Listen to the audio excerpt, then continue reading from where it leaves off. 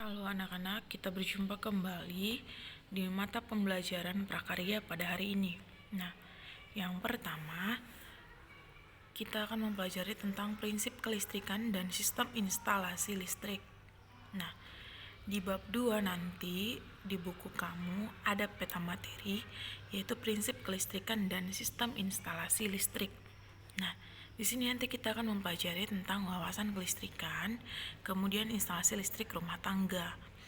Nah, biasanya wawasan kelistrikan ini kita akan mempelajari di dalamnya ada pengertian, kemudian jenis dan manfaat daripada yang namanya kelistrikan. Nah, yang di instalasi listrik rumah tangga kita akan mempelajari tentang komponen-komponen kelistrikan, kemudian juga berikutnya itu adalah kepada pembuatan produknya.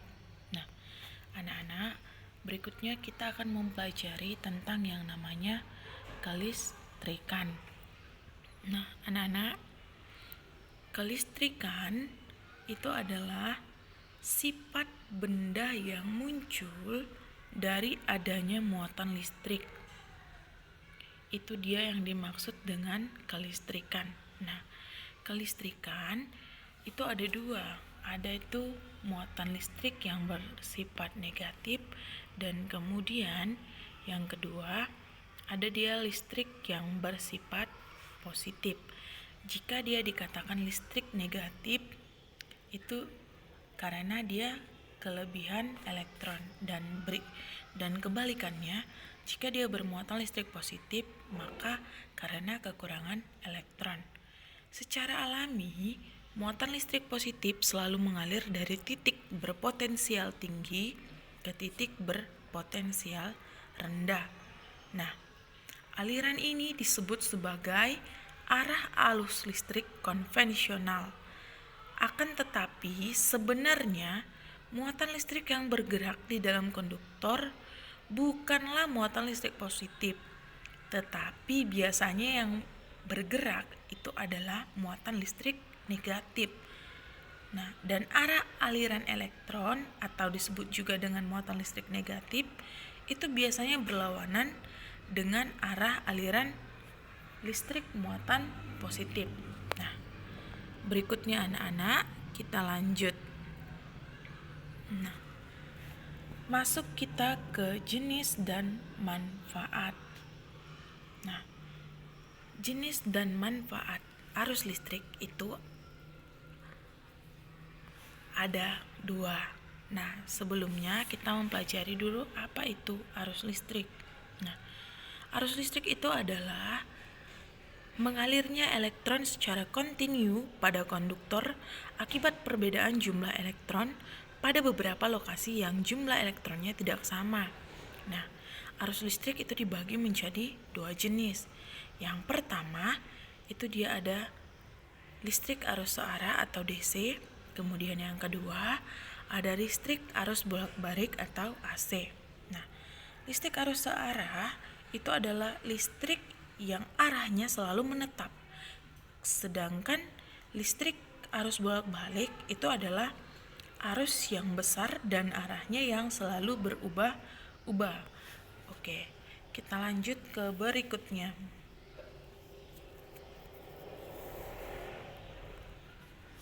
Nah, anak-anak, kita berikutnya akan mempelajari tentang yang namanya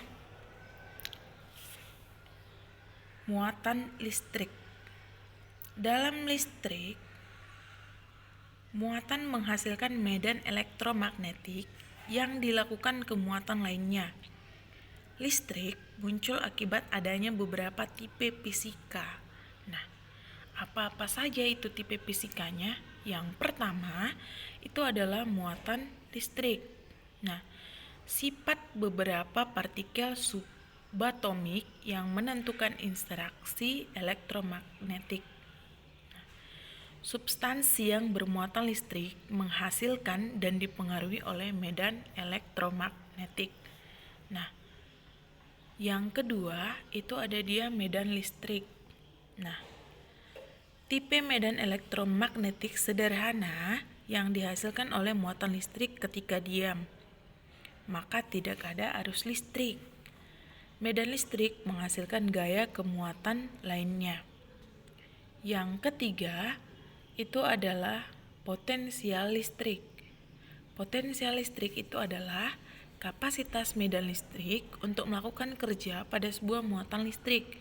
Biasanya diukur dalam volt. Yang keempat, itu ada arus listrik.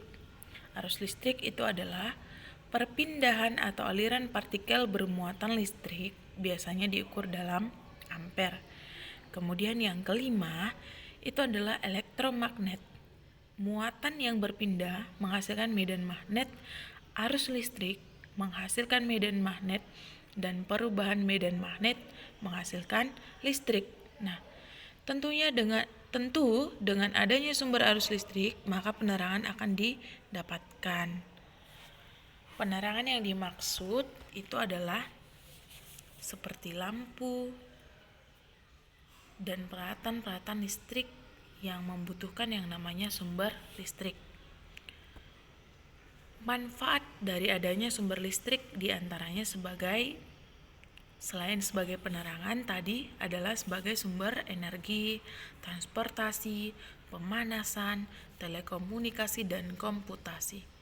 Pada teknik elektrolistrik digunakan sebagai tenaga yang digunakan untuk menghidupkan peralatan elektronik yang berhubungan dengan sirkuit listrik yang melibatkan komponen listrik aktif seperti transistor, sirkuit terintegrasi, tabung vakum, dan lain-lain. Oke, anak-anak, pada hari ini pembelajaran kita sampai di sini. Nah, tugas kamu adalah silahkan kamu tuliskan benda-benda yang ada di lingkungan sekitarmu dan yang berhubungan dengan yang namanya kelistrikan. Tulis semua benda yang ada di rumahmu, buat di selembar kertas, kemudian foto dan kirimkan melalui komentar pembelajaran berikut. Terima kasih.